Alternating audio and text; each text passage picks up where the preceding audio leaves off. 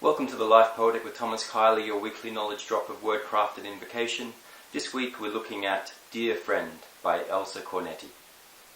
Dear friend, don't ever forget that the hordes of humanity go forth with the delicacy of the alligator, and that it is ambition's due to conquer ethics. The pillowy caps of mushrooms twirl hand in hand with black umbrellas. A knot is as unpredictable as a silent collision of cells, and the cockroach serenely leaves her trail on yet another artful excursion over the worn and tacky tapestries of the heavens. That half-baked man, held captive in the wall, leads his life punctually under the sleepless eye of the clock. At midnight, he pops out of the hatchway, proclaiming his duty in the wooden voice of a cuckoo.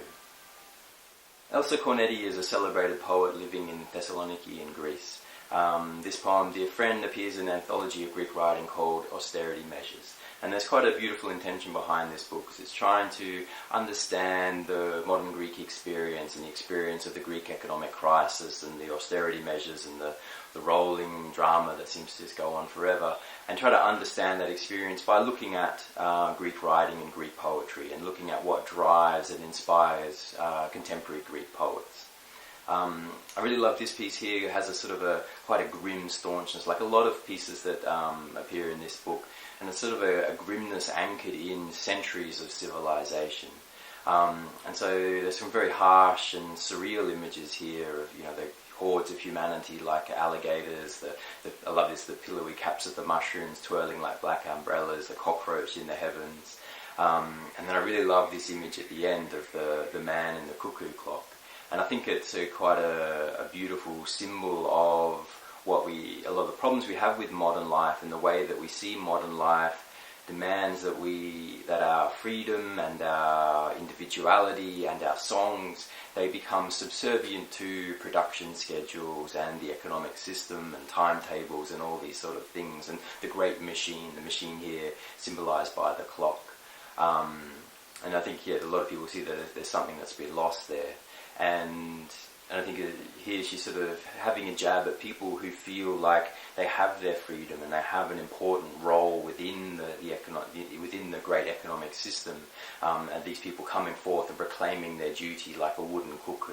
Now, a wooden cuckoo compared to an actual cuckoo, it has no life, it has no freedom, it has no choice about what it does. It might still think that it's a cuckoo, and it might still think that it's singing a beautiful song, but the reality is that it's just another cog in the machine, a cog in a lifeless machine. And so she's highlighting the ridiculousness of that idea. So quite a stinging critique of modern economic life. Dear friend, don't ever forget that the hordes of humanity go forth with the delicacy of the alligator, and that it is ambition's due to conquer ethics.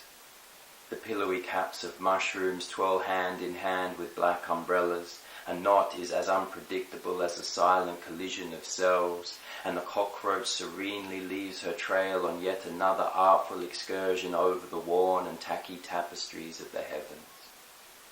That half-baked man, held captive in the wall, leads his life punctually under the sleepless eye of the clock. At midnight, he pops out of the hatchway, proclaiming his duty in the wooden voice of a cuckoo. This has been the Life Poetic with Thomas Keily. See you next week.